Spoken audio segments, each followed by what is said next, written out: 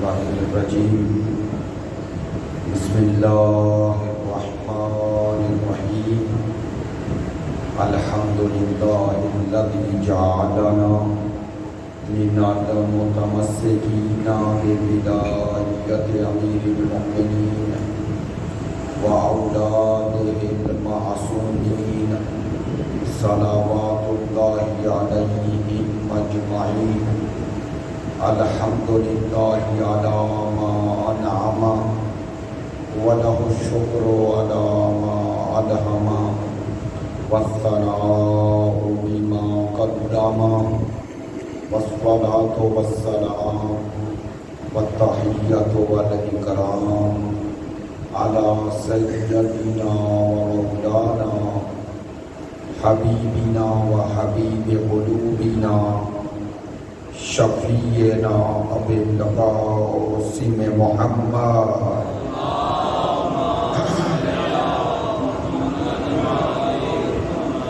وآلہ الأطیبین الأطہرین الأجملین الأمجدین الذین اذهب اللہ عنہم الرجس وطہرہم تطہیرا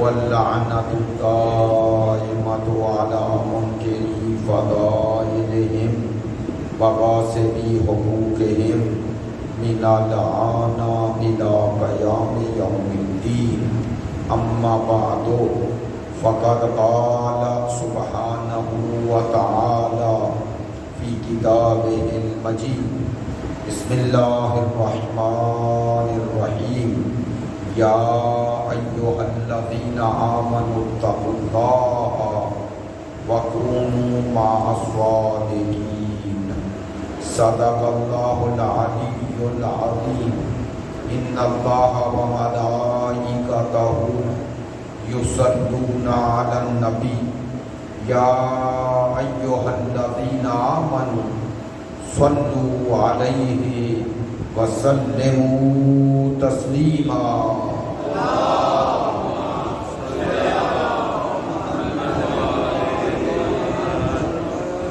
آپ تمام حاضرین کے مرحومین کو شامل کرتے ہوئے شہدائے ملت کے لیے بالاخص ہمارے جن برادران نے یہ مجالس برپا کی ہے جنہیں سعادت حاصل ہوئی ہے ان کے خانوادہ کے تمام مرحومین کے لیے ایک دفعہ سورہ فاتحہ اور 3 مرتبہ سورہ توحید کی تلاوت بسم اللہ الرحمن الحمدللہ الرحمن مالک ایاک نعبد ونستعین بسم اللہ الرحمن قل هو اللہ اللہ بسم اللہ الرحمن الرحیم قل هو اللہ بسم اللہ الرحمن الرحیم قل هو اللہ اللہم اغفر للمؤمنین والمؤمنات والمسلمین والمسلمات الاحیاء منہم والاموات اللہم بیننا وبینہم بالخیرات انکا مجیب الدعوات انکا علی کل شیء قدیر۔ آپ تمام حاضرین کی صحت و سلامتی کے لیے، مقامات مقدسہ کی حفاظت کے لیے، مجاہدین اسلام اور مدافعین حرم اہل بیت کی کامیابی و کامرانی کے لیے، دشمنان دین یزیدیت، ناصبیت، خارجیت کی نسلی اور نابودی کے لیے، تعجیل ظہور امام زمان کے لیے، ہمارے ملک کے استحکام کے لیے، مریضوں کی شفا یابی کے لیے، آپ کی ان مجالس میں شرکت کی قبولیت کے لیے، علماء کرام، مراجع عظام، عزاداران سید الشہداء، ماتمداران مظلوم کربلا، محبین اہل بیت کی توفیقات خیر میں اضافے کے لیے، ان تمام دعاؤں میں آپ کی دعائیں شامل کرتے ہوئے سب دعاؤں کی قبولیت کے لیے بلند تر صلوات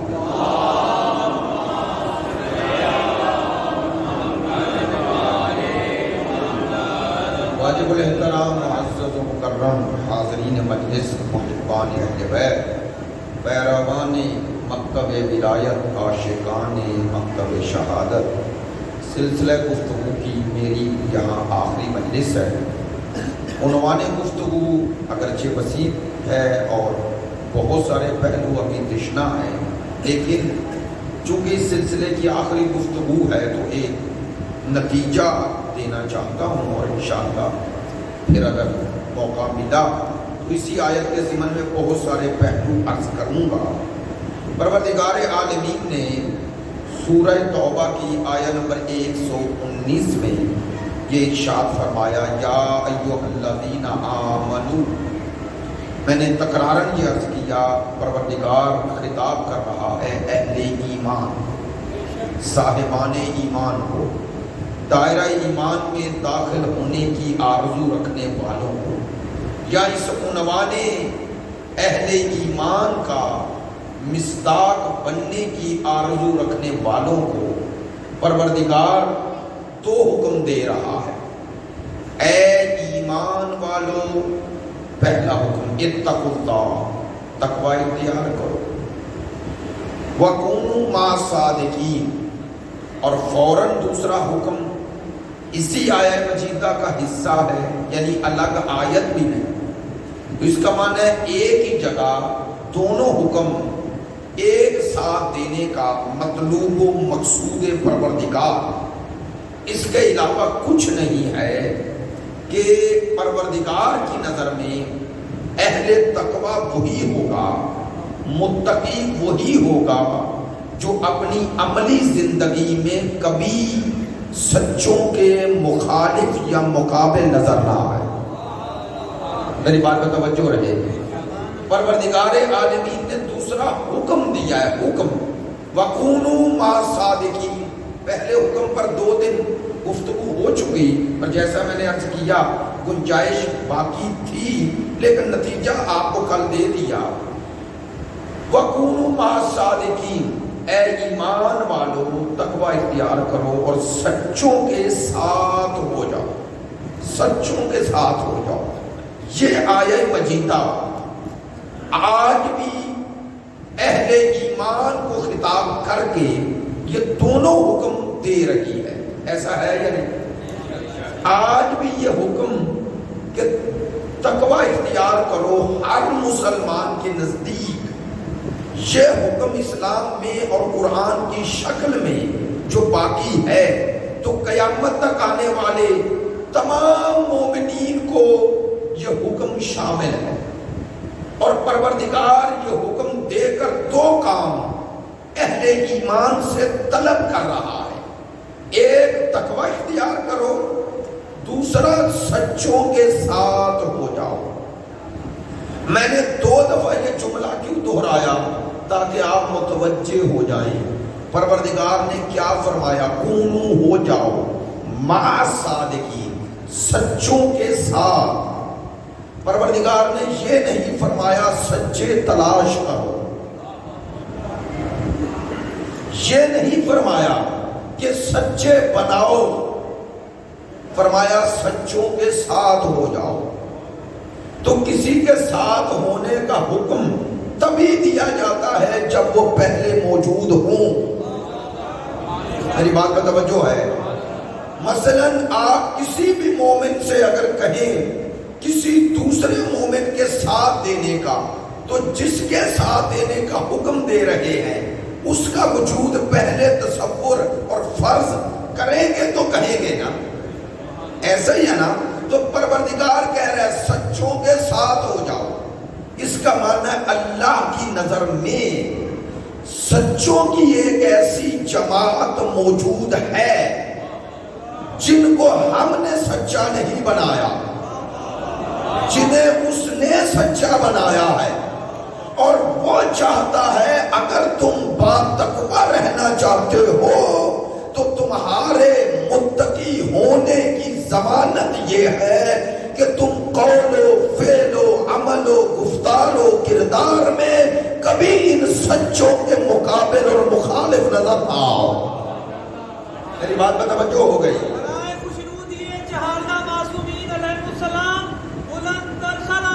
اللہ صلی محمد وآل محمد۔ میں نے جو آیت کا صرف ترجمہ کیا تو بہت ساری باتیں خود ترجمے سے واضح ہو رہی ہیں۔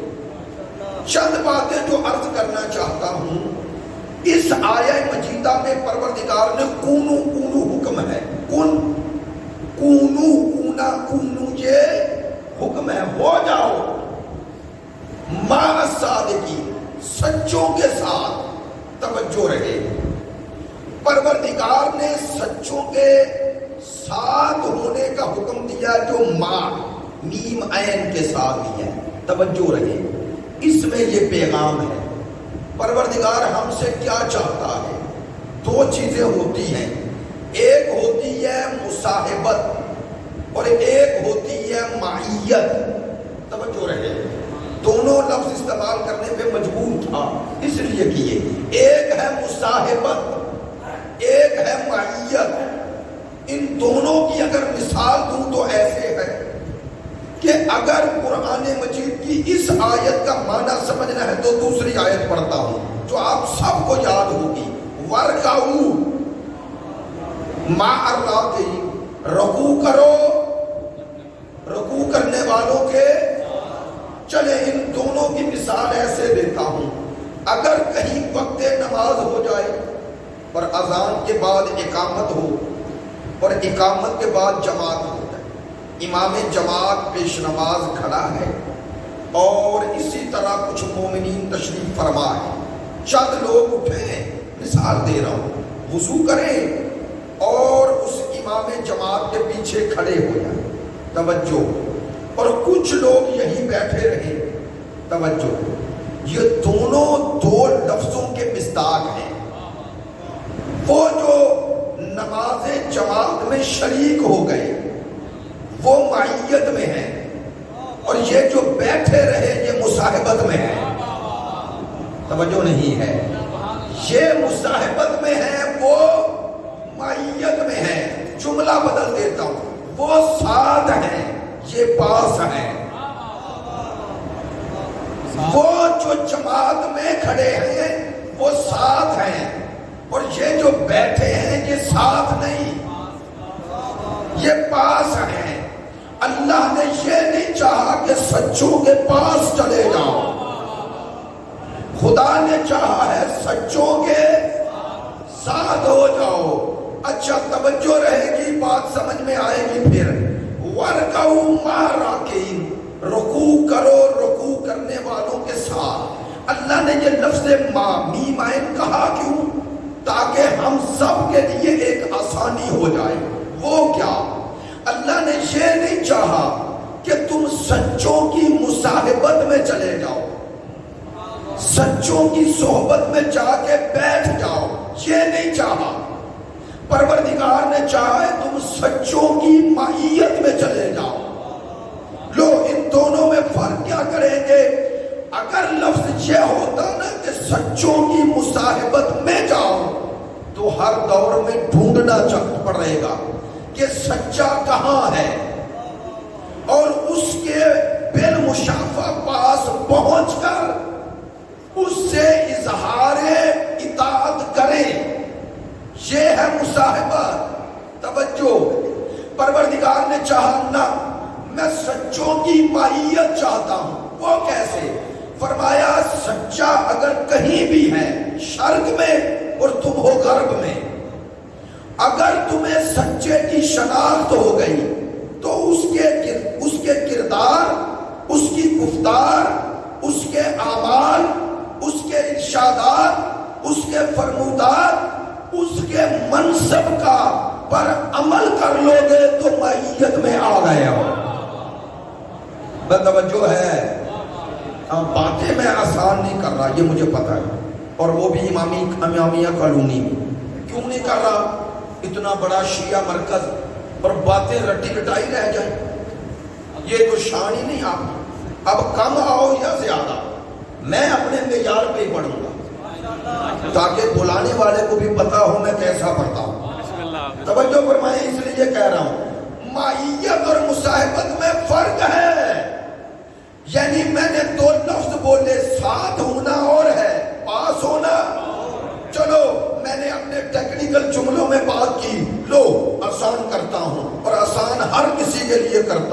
ایک ہوتا ہے پاس ہونا، ایک ہوتا ہے ساتھ ہونا۔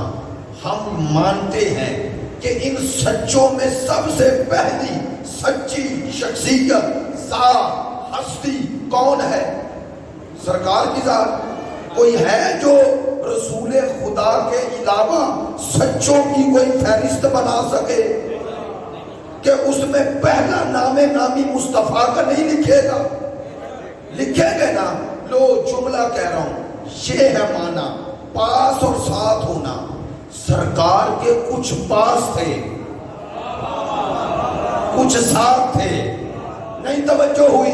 جنگ احد ہے اور سرکار کی آنکھ کھلی، زخمی ہو گئے، سامنے علی کو دیکھا اور دائیں بائیں دیکھا، کچھ لوگ نظر نہ آئے، کچھ لوگ نظر نہ آئے۔ سرکار نے مولا کائنات کی طرف دیکھا، کہا باقی کہاں گئے؟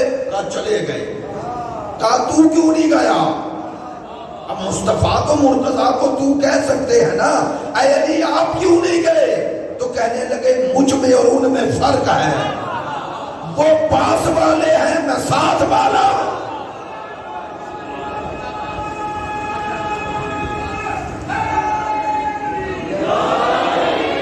توجہ ہے میری بات پہ؟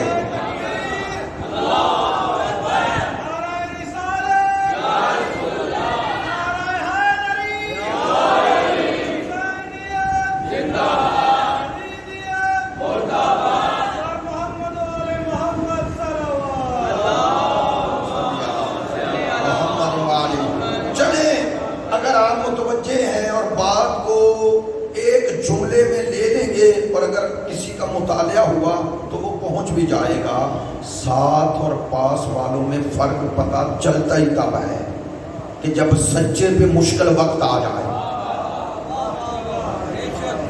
جب سچے پہ مشکل وقت آئے تب پتہ چلتا ہے ساتھ والا ہے یا پاس والا ہے۔ سچے کی آنکھیں بند ہوں تو پتہ کر لینا۔ میں نے جملہ کہہ دیا ہے، 28 سفر کو یہی طے ہو رہا تھا، ساتھ والے کون ہیں، پاس والے کون ہیں؟ جو پاس والے تھے وہ چلے گئے، جو ساتھ والا تھا وہ غسل دیتا رہا۔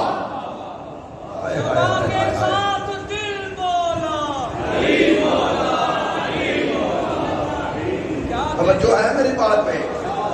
چلے میں اٹک میں مجلس پڑھی تو بہت بڑا اجتماع تھا اور وہاں پر میں نے یہ جملہ کہا، کاش آپ تک بھی پہنچا لوں۔ میں یہ نہیں کہوں گا آپ بات کو نہیں توجہ کریں گے، ممکن ہے میری زبان میں یہ رسائی نہ ہو۔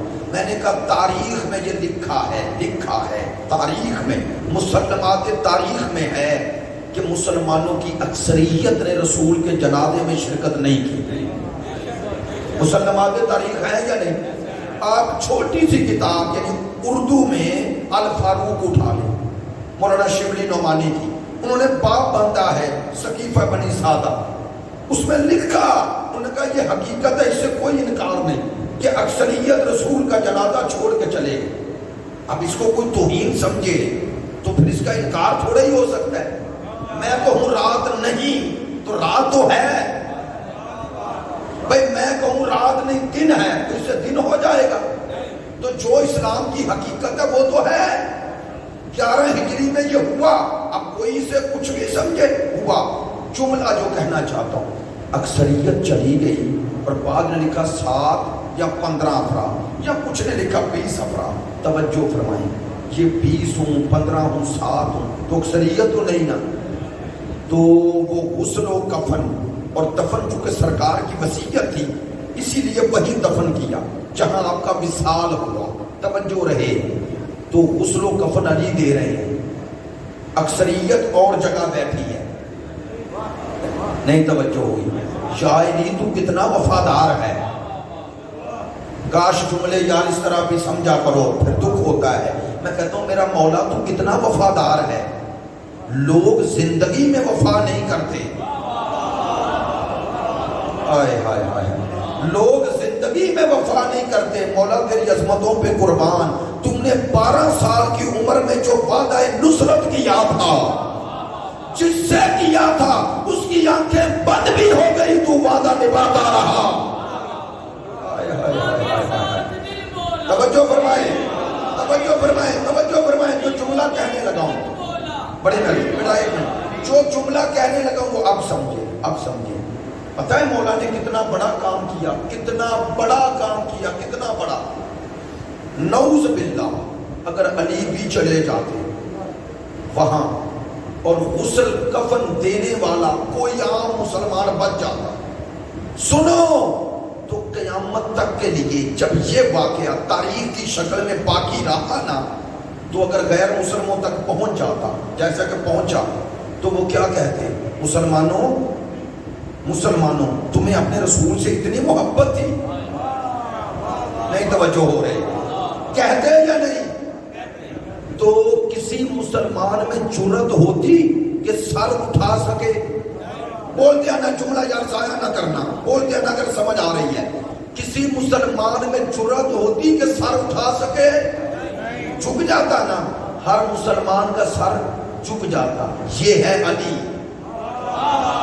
جو قیامت تک کے لیے مسلمانوں کا سر دشمنوں کے سامنے جھکنے نہ دے، اسے علی کہتے ہیں. ہائے ہائے ہائے ہائے ہائے، اللہ اکبر، اللہ اکبر، اللہ اکبر، اللہ اکبر. جو قیامت تک کے لیے مسلمانوں کا سر جھکنے نہ دے. جملہ اس سے بڑا کہتا ہوں، پڑھے لکھے دوستو جہاں دیتا ہو، جملہ اس سے بڑا کہتا ہوں، جو اپنی خلافت قربان کر دے لیکن مسلمانوں اور اسلام کی عزت قربان نہ کرے، اسے علی کہتے ہیں.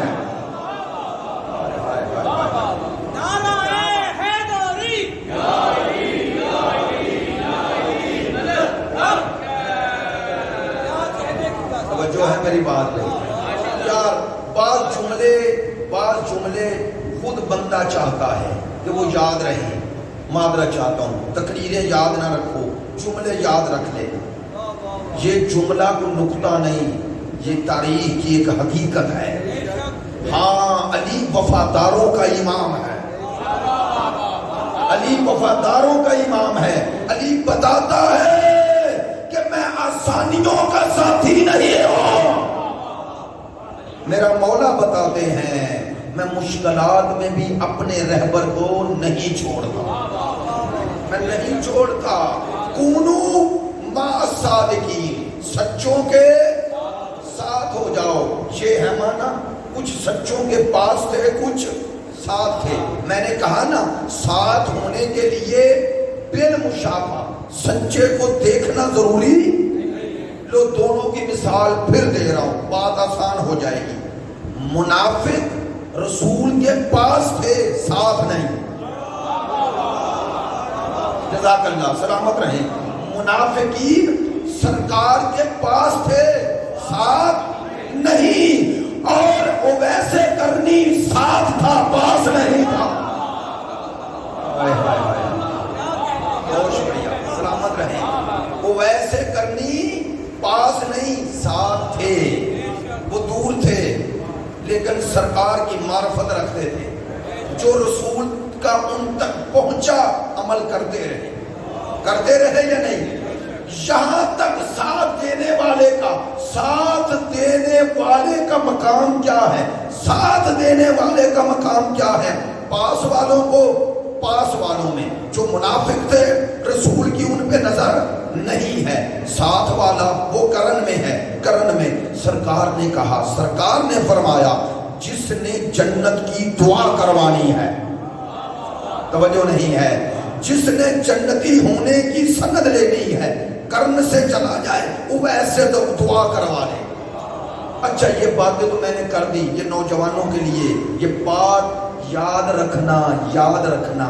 وہ اویسے کرنی جو سرکار کو نہ دیکھ سکا، سرکار کی زیارت نہ کر سکا، سرکار کے بعد جنگ صفین میں علی کی رفاقت میں نظر نہیں. جملہ پر توجہ ہوئی ہے؟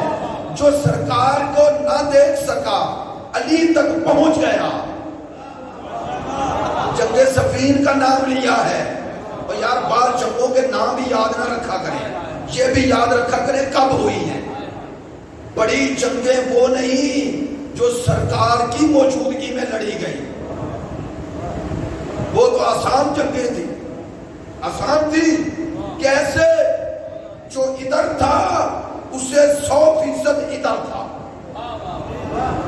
جو ادھر تھے 100% ادھر تھے۔ کیا کہنا چاہتا ہوں، ادھر والے کا ایک نعرہ اور تھا، ادھر والے کا نعرہ اور تھا۔ جو اس کے دل میں تھا وہی اس کا پرچم تھا۔ اس کے دل میں اگر حبل، لات، منات، عزا تھا تو زبان پر بھی یہی تھا۔ رسول کے بعد علی کے لیے مشکل کیا تھی؟ ہدف وہی تھا، لباس اور تھا، دل میں وہی تھا، زبان پہ کچھ اور تھا۔ یہ ہے مسئلہ، ایسے نہیں کہہ رہا۔ سرکار نے فرمایا، مولا کائنات کو مخاطب کر کے فرمایا، اے علی میں تنزیل قرآن پہ لڑا ہوں، تو تعویل پہ لڑے گا۔ میں ظاہر پہ لڑا ہوں، تو باطن پہ لڑے گا۔ نہیں سرکار کا یہ جملہ کیوں فرمایا؟ یا علی حربوں کا حربی، علی تیری جنگ میری جنگ ہے۔ تو مصطفیٰ کی جنگ، مرتضیٰ کی جنگ تب ہو سکتی ہے جب دونوں کے لڑنے کا مقصد ایک ہو، مقصد ایک ہو۔ یا ایھا الذین آمنوا اتقوا اللہ وکونوا مع الصادقین، اے ایمان والو سچوں کے ساتھ ہو جاؤ۔ بھائی بس توجہ فرمائیں گے، باتیں اب آسان کر کے نتیجہ دیں۔ نتیجہ یہ ہے، پروردگار نے فرمایا سچوں کے ساتھ ہو جاؤ، سچے کے نہیں، سچوں کے۔ تو ابھی میں نے عرض کیا اور آپ نے قبول کیا کہ ان سچوں کی فہرست بناؤ، تو پہلا نام نامی کس کا لکھیں گے؟ رسول خدا۔ تو معیار آ گیا نا، کسوٹی آ گئی، ترازو آ گیا کہ سچوں میں پہلی ذات ذات مصطفیٰ ہے۔ لو اگر پہلا معیار طے ہو گیا تو قرآن نے کہا ہے سچوں کے ساتھ ہو جاؤ، تو باقی سچے بھی مصطفیٰ جیسے ہونے چاہیے۔ توجہ ہے میری بات پہ؟ باقی سچے بھی مصطفیٰ جیسے ہونے چاہیے۔ اب آؤ، میں نے کہا نا نتیجہ ہے، ورنہ میں سچے کی تعریف کرتا، قرآنی آیات پڑھتا کہ سچا قرآن نے کسے کہاں کہا ہے، لیکن وہ ساری بات پھیل جائے گی، وقت نہیں رہا، اس لیے کہہ رہا ہوں وقت کے اندر آپ کو نتیجہ مل جائے گا۔ قرآن نے کہا سچوں کے ساتھ ہو جاؤ، ان سچوں میں پہلی ذات ذات مصطفیٰ۔ ایک بات، دوسری، یہ آیت سرکار پر نازل ہوئی نا، تو سرکار کا فریضہ ہے اس آیت کا معنی مصداق امت کو سمجھائیں، یعنی وہ سچوں کی جماعت امت تک پہنچائیں جن کے ساتھ ہونا ہے۔ بات پہنچ رہی ہے؟ ان کے ساتھ ہونا ہے، سرکار پر فرض ہے، امت کو سمجھائیں وہ کون ہے۔ آئیں سرکار کے حضور چلیں، یا رسول اللہ وہ سچے کون ہیں جن کے ساتھ ہونا ہے، جن کی پیروی کرنی ہے، جن کی اتباع کرنی ہے، جن کے پیچھے چلنا ہے۔ آپ ہیں سچے، آپ جیسے سچے کون ہیں؟ سرکار جواب دیں گے۔ میں اپنے لفظوں میں کہہ رہا ہوں، اس آیت کا ترجمہ تمہیں سناؤں گا نہیں، دکھاؤں گا۔ بھائی توجہ رہے، اور فرمایا دکھاؤں گا بھی اپنے گھر میں نہیں، دکھاؤں گا بھی مسجد نبوی میں نہیں، دکھاؤں گا بھی مدینے کی گلیوں میں نہیں، میں میدان میں لے جاؤں گا تاکہ دنیا کو پتا چل جائے گھروں میں بننے والے سچے اور ہیں، میدان کے سچے اور ہیں، میدان کے سچے اور ہیں۔ تو یا رسول اللہ وہ سچے کون ہیں جو آپ جیسے سچے ہیں؟ اب وہ آیت پڑھوں گا جو بچے بچے کو یاد ہوتی ہے۔ بھئی نجران کے عیسائی آئے، فمن حاجک فیہ من بعد ما جاءک من العلم فقل تعالوا ندعو ابناءنا وابناءکم ونساءنا ونساءکم وانفسنا وانفسکم ثم نبتہل فنجعل لعنت اللہ علی الکاذبین. اس آیت کا پس منظر تو معلوم ہے نا. نجران مدینے کے پاس آج بھی موجود ہے. نجران کے عیسائی آئے 9 ہجری میں سرکار کے پاس آئے, سرکار کے حضور پہنچے تو جیسے ہی پہنچے مدینے میں ان کے بڑے بڑے پادری اور بڑے بڑے عالم تھے, اور انہوں نے آنے سے پہلے سرکار کو اطلاع دی کہ ہم آپ سے مجادلہ, مناظرہ, مباحثہ کرنے آ رہے ہیں. سرکار نے ویلکم کیا. پتہ ہے کہاں بٹھایا؟ مسجد نبوی میں. انہیں مسجد نبوی میں بٹھا دیا, کہا بیٹھو ادھر. بیٹھ گئے اور 3 دن سرکار آیات پڑھ پڑھ کے دلائل دیتے رہے. ان کا دعویٰ تھا عیسیٰ اللہ کا بیٹا ہے. سرکار کا یہ اعلان تھا عیسیٰ اللہ کا عبد ہے, نبی ہے. انہوں نے کہا اس لیے عیسیٰ اللہ کے بیٹے ہیں کہ ان کے والد نہیں. سرکار نے فرمایا حضرت آدم کا تو نہ والد ہے نہ ماں ہے. انہیں پھر خدا مان لو, نہ مانے. آیات پڑھی, ان کو سمجھایا, ان سے مباحثہ کیا, انہیں بتایا کہ تثلیث وحدانیت کے ساتھ جمع نہیں ہوتی. تثلیث وحدانیت کے ساتھ جمع نہیں ہوتی. سرکار قرآنی آیات کی روشنی میں دلائل دیتے رہے, وہ نہ مانے. اب کیا کریں؟ جائیں, واپس چلے جائیں؟ نہیں. خدا کی آواز آئی, میرا حبیب اب کیا کر؟ فرمایا جو کچھ تو نے ان تک پیغام پہنچانا تھا, حجت اتمام کرنی تھی, تو نے ان پر دلائل دے دیے. میرا حبیب اب ان سے مناظرہ نہ کر, اب ان سے مناظرہ نہ کر. اب کیا کر؟ انہیں کہ تم اپنے بیٹے لاؤ ہم اپنے, تم اپنی نساء لاؤ ہم اپنی, تم اپنے جیسے لاؤ ہم اپنے جیسے. کریں کیا؟ آؤ مل کے جھوٹوں پہ لعنت کریں. اسی کا نام مباہلہ ہے. توجہ, میں جملہ ایسے کہا کرتا ہوں, خدا نے کہا میرا حبیب 3 دن انہیں آیات پڑھ کر سنائی ہیں. آج انہیں آیات سنا نہیں, آج انہیں آیات زندہ دکھا. آج انہیں حقیقت آیات زندہ دکھا. اب 9 ہجری 24 ذی الحجہ سرکار دو عالم, مکہ بھی مسلمان چونکہ فتح ہو چکا ہے, مدینہ بھی مسلمان, پورے مکے اور مدینے سے اصحاب باہر نکلے. دیکھتے ہیں رسول کنہیں لے کے جاتے ہیں. بتاؤ, سرکار اس گھر سے نکلے جہاں سارے سچے تھے. بطول کے گھر سے نکلے, کس شان سے نکلے؟ آغوش میں حسین ہے, انگلی کے ساتھ حسن ہے, پیچھے بطول ہیں, ان کے پیچھے مولا علی ہیں. سچوں کی اس شان سے چلی, سچوں کی جماعت اس شان سے چلی. اچھا, ادھر یہ چلے اور ادھر بلندی پہ بیٹھے ہوئے. کتاب کا نام ہے تفسیر الکبیر, علامہ فخر الدین رازی اسی آیت کے ضمن میں یہ واقعہ لکھتے ہیں, الفاظ کے ساتھ لکھتے ہیں. کن کے؟ ان پادریوں کے. ان میں بلندی پہ وہ بیٹھے ہوئے تھے, ایک پہاڑ کی چھوٹی بلندی پہ. کہنے لگا, جو بڑا پادری تھا کہنے لگا دیکھو کنہیں لے کے آ رہے ہیں. دور سے دیکھا, کہنے لگے 2 بچے ہیں, پردے میں خاتون ہے, پیچھے کوئی اور ہے. اس نے پیچھے ہٹایا سب کو, خود آگے بڑھا, دیکھا دیکھا اور کہنے لگا ان سے مباہلہ نہ کرنا. قصہ کہانی نہیں سنا رہا, کتاب کا نام لیا ہے. کہنے لگا ان سے مباہلہ نہ کرنا. کیوں؟ کہتا فَإِنِّي أَرَى وُجُوهًا لَوْ قَالُوا جَبَلًا لَعَزَالُوا. کہا میں وہ چہرے دیکھ رہا ہوں, میں وہ چہرے دیکھ رہا ہوں, اگر پہاڑ کو حکم دے چل تو چلنا شروع کر دے. یہ کس نے؟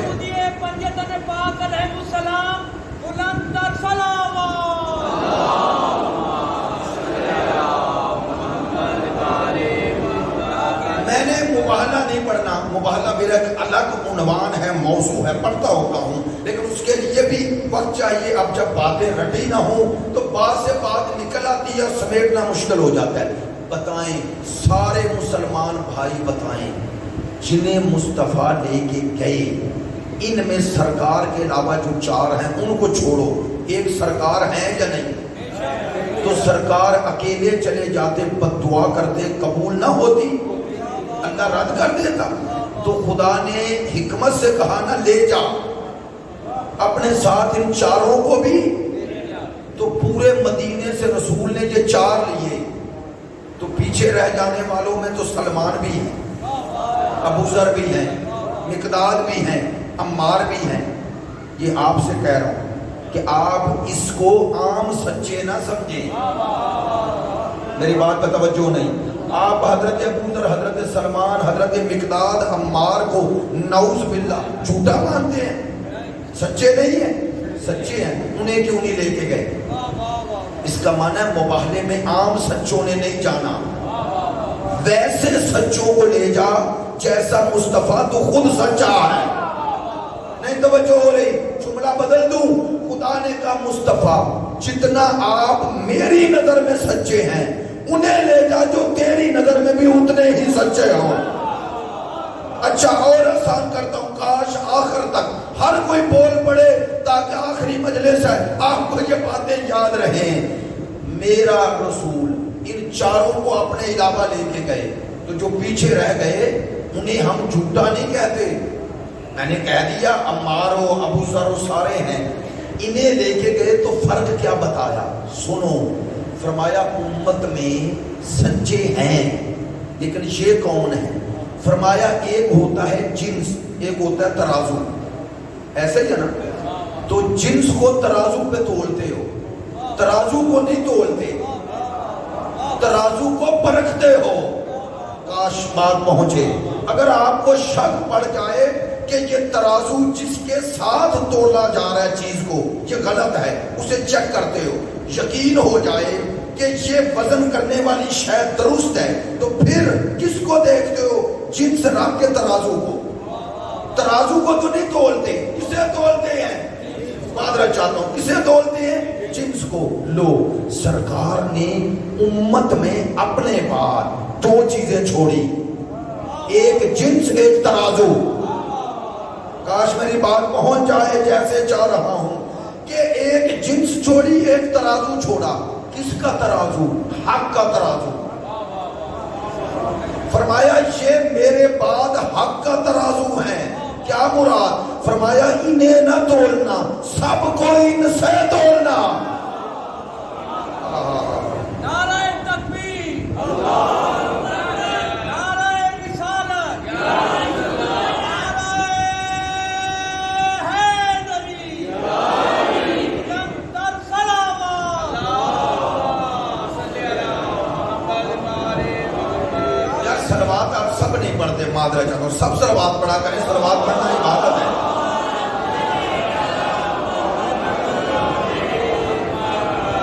نعرہ دیگر بلندر صلوات۔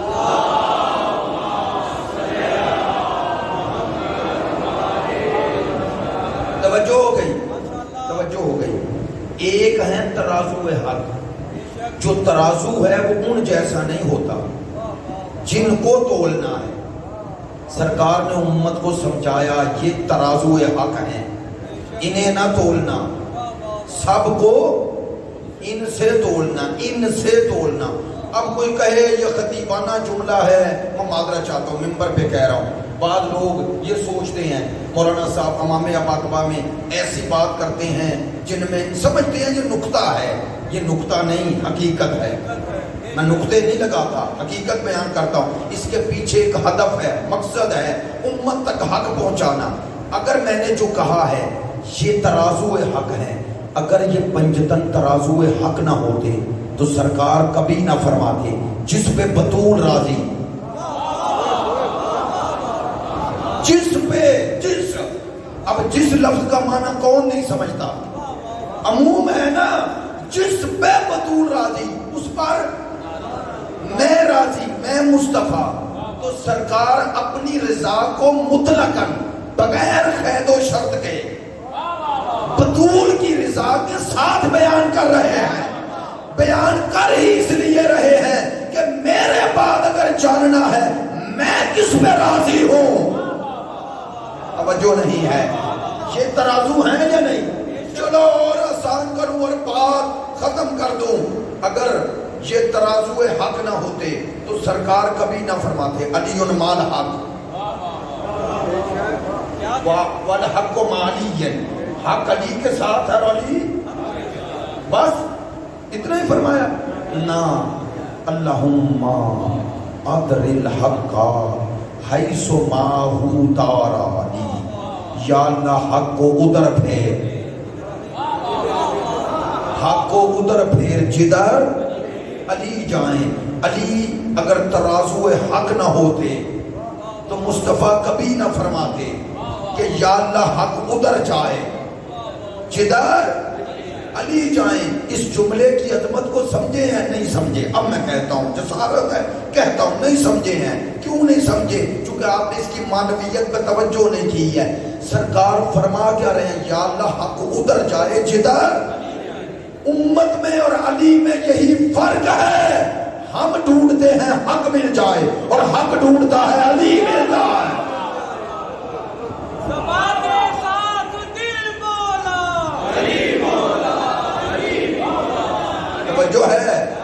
توجہ ہے میری بات پہ؟ ہاں، سرکار نے فرمایا حق ادھر جائے جدھر۔ لو ایک جملہ یہ بھی نوجوانوں کے لیے، عزیزو سرکار نے پوری امت کی مشکل کشائی کی ہے۔ کیا مشکل کشائی کی؟ سرکار نے فرمایا میرے بعد اتنے فتنے برپا ہوں گے، اتنے حالات مشکوک ہو جائیں گے، اتنے کہ حق و باطل پہچاننا آسان نہیں رہے گا۔ فرمایا میرے بعد یہ نہ ڈھونڈنا حق کہاں ہے، میرے بعد یہ نہ ڈھونڈنا۔ کیوں؟ فرمایا ممکن ہے تم حق ڈھونڈنے نکلو اور کوئی نہ حق کی جگہ پہ بیٹھا ہو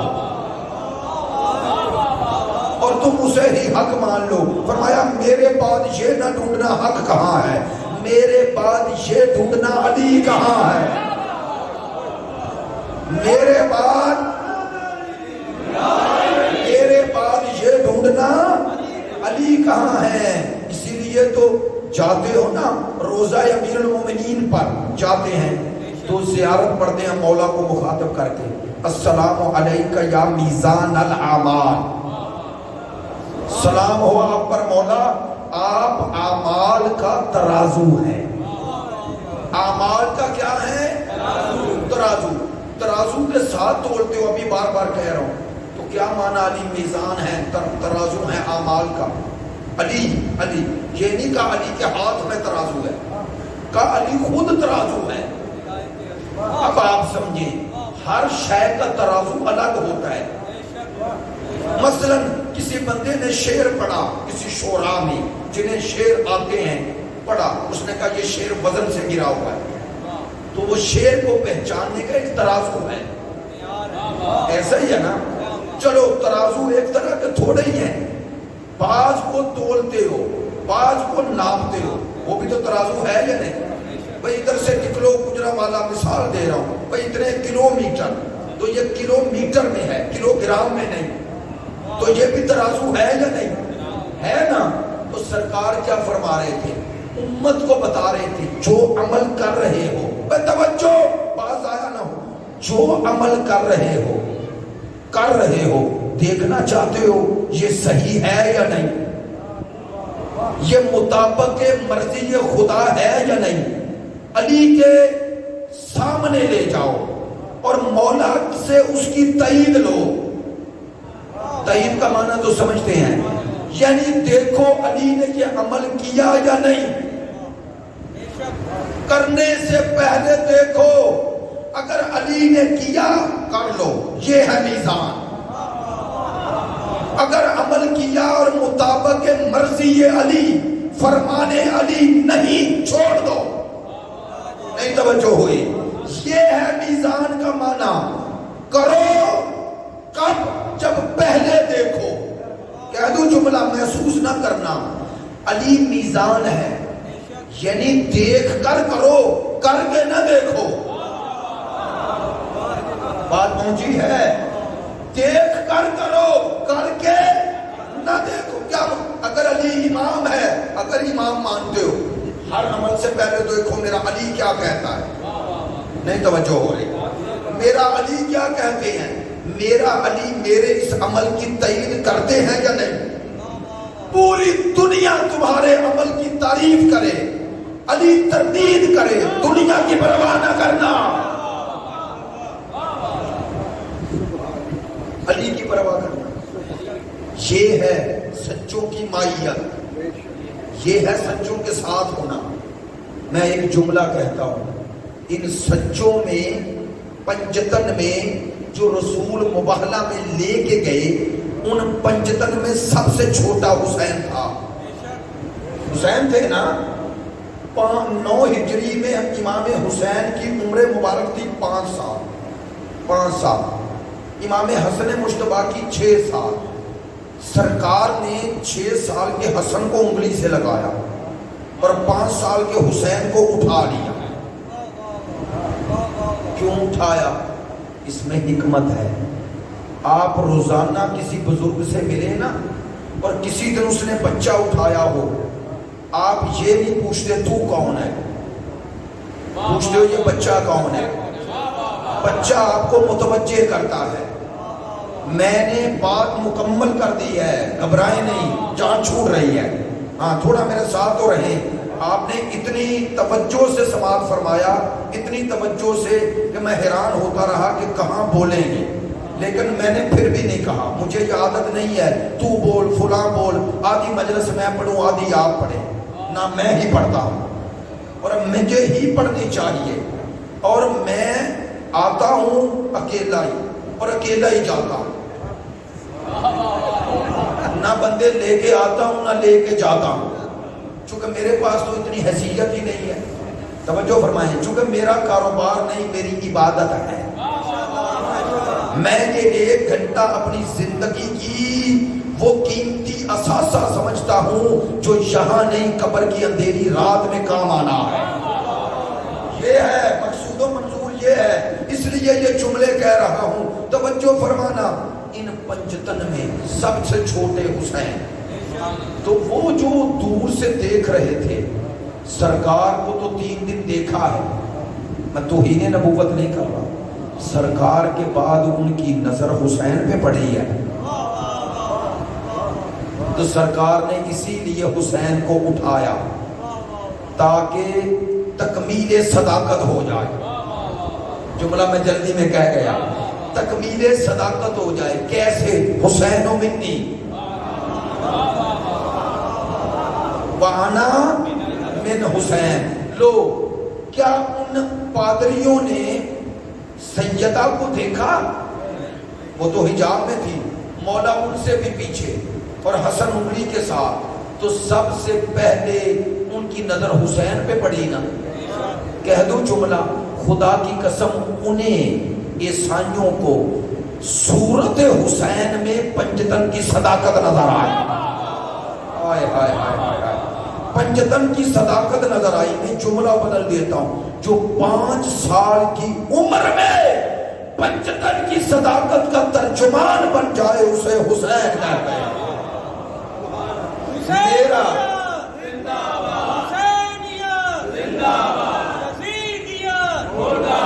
بہت شکریہ، آواز بلند صلوات۔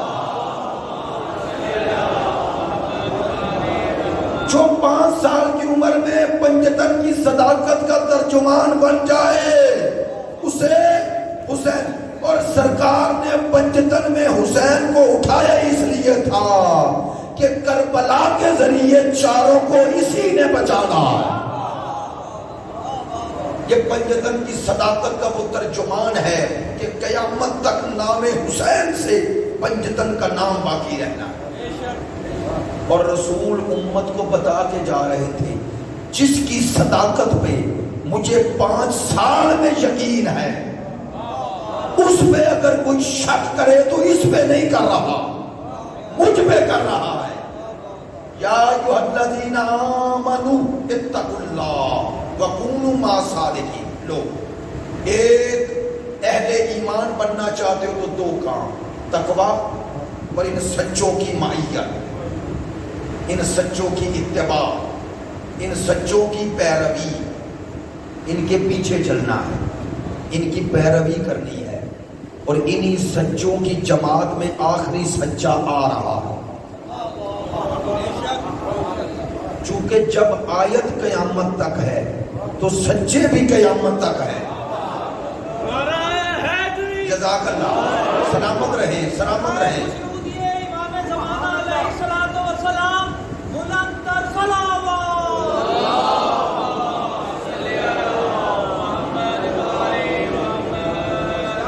اگر آیت قیامت تک ہے تو سچے بھی قیامت تک ہیں، انہی سچوں کی آخری فرد آ رہی ہے۔ اگر سچا نہ ہوتا تو کعبے پر کیوں آتا؟ نہیں توجہ، ایک جملہ امام کا روزے جمعہ گزرا ہے تو میری تو تقریر مکمل ہی نہیں ہوتی۔ میں 3 سال آپ جانتے ہیں ایام فاطمی آتا رہا، سیدہ کے ذکر میں بھی امام کا ذکر کرتا رہا، چونکہ یہ حق ہے امام کا ہم پر۔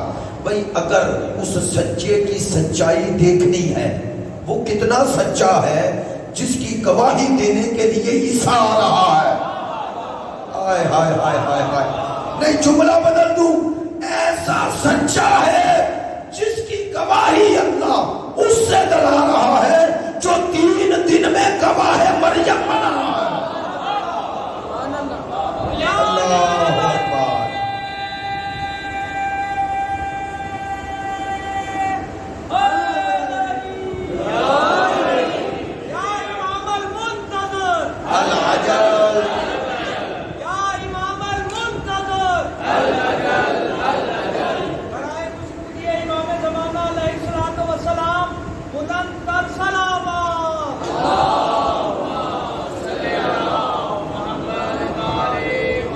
توجہ ہے میری بات؟ بھائی آخر پہ تم نے اتنی آواز کھول دی۔ آج میری ایک ہی مجلس تھی اور میں سوچ رہا ہوں اس وقت سے کہ میری آواز کو ہو کیا گیا ہے، بولنا چاہتا ہوں بول نہیں پاتا ہوں، پتہ نہیں مائک میں کوئی مسئلہ تھا۔ توجہ فرمائیں، بس بات ختم کر۔ سچوں کی جماعت کی آخری فرد آ رہا ہے، اور کتنا مظلوم ہے میرا وہ ایمان۔ ایک جملے میں کہوں، میں اور آپ کربلا سنتے ہیں، وہ کربلا دیکھتا ہے۔